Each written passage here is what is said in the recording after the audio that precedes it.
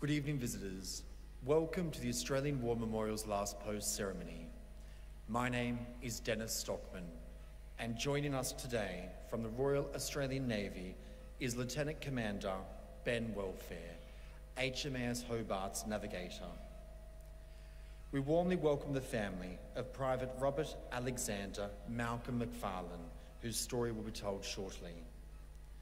Today also marks the 50th anniversary of the attack on HMAS Hobart II in Vietnam. To commemorate this event, Captain John Stavridis, commanding officer of HMAS Hobart, and the accompanying delegation join us this evening. We welcome the veterans who have served, those that are still serving, and the families that support them. We acknowledge the members of RSL and Services Club Association, RSL Victoria, and RSL Queensland who are watching this broadcast of this ceremony across Australia. During the ceremony, wreaths and floral tributes will be laid at the base of the Pool of Reflection by family, visitors, and students on behalf of Livingston Christian College, Ormeau from Queensland. Please stand and join in singing the national anthem.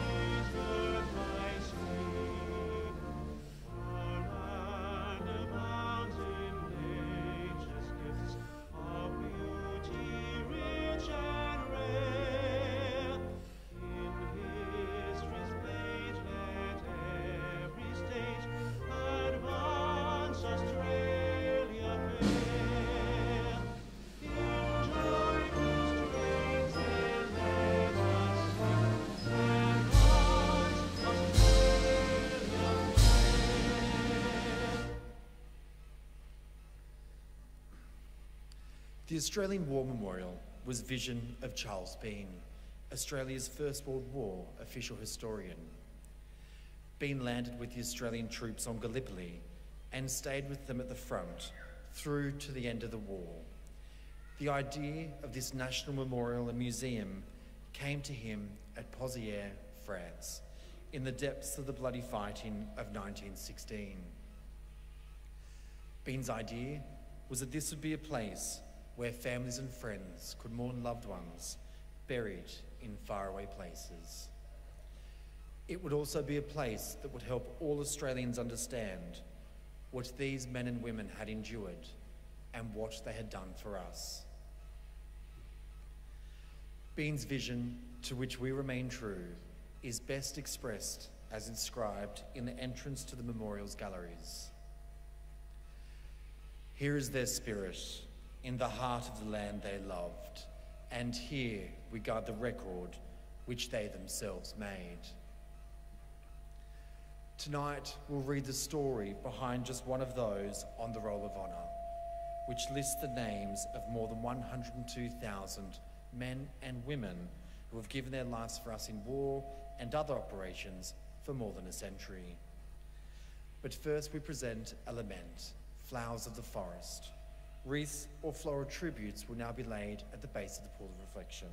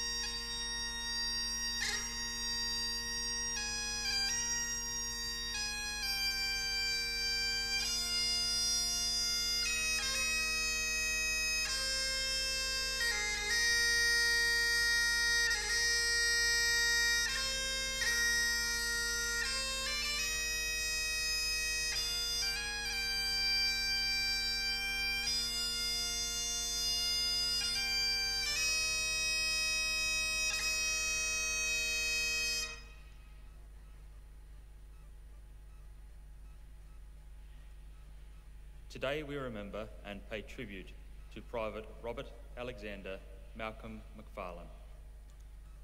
Robert McFarlane was born in 1895, one of 6 children of Robert and Eliza McFarlane of Guri in central west New South Wales. Known as Bob to his family and friends, he attended the local public school before working as a labourer and later as a telegraphist in the Guri Post Office. McFarlane enlisted in the Australian Imperial Force in January 1916, and after a period of training at nearby Dubbo, embarked for Egypt with a reinforcement group of the newly raised 54th Battalion. After further training in Egypt, he sailed for France in July 1916. Here he joined the battalion in the relatively quiet nursery sector near the town of Armentières, as it recovered from suffering heavy casualties during the bitter fighting at Fromelles. Not long afterwards, Bob was hospitalised with a severe case of tonsillitis. When he recovered, he was transferred to the 1st Battalion and spent several weeks in the line on the Somme near the village of Fleur, before rejoining the 54th Battalion, only to be hospitalised with a case of pleurisy, which necessitated his evacuation to England for a lengthy period of rest and recovery. McFarlane returned to France in July 1917 as the focus of British operations shifted north into Belgium in preparation for a major offensive that sought to break out of the so-called Ypres salient and advance towards the high ground beyond the village of Passchendaele. Beginning on the 20th of September 1917, the Australians carried out a number of highly successful operations that succeeded in gaining ground from the Germans in the area. The 5th Division, of which the 54th Battalion was part, made a successful attack on the German stronghold of Polygon Wood on the 26th of September 1917. Advancing behind a creeping barrage, a rolling curtain of shrapnel and high explosive provided by the artillery, the Australian infantry succeeded in overcoming German pillboxes and capturing their objectives. Victory, however, came at a price, with the Australians losing over 3,000 men in the fighting that day. Among the 24 men of the 54th Battalion killed at Polygon Wood was Robert McFarlane, who was just 21 years old.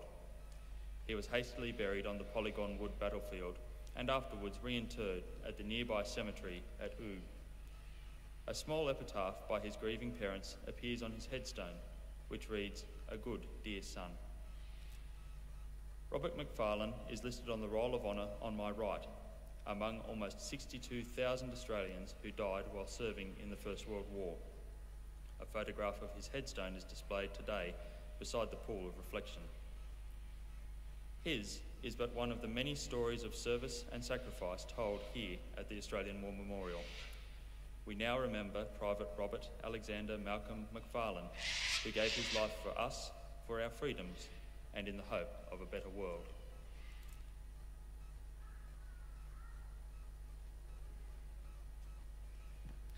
Please stand for the reading of the Ode and the sounding of the last post.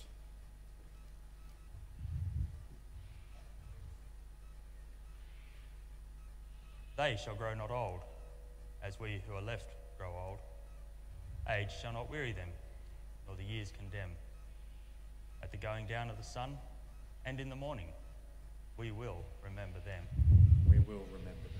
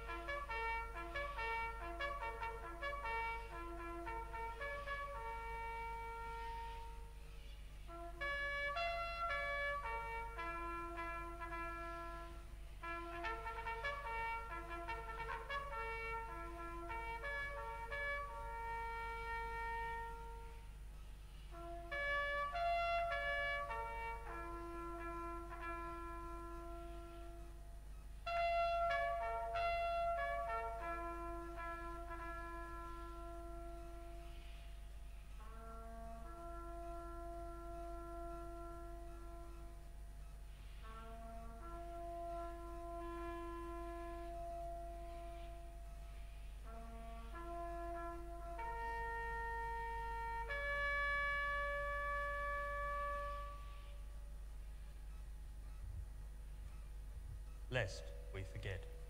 Lest we forget.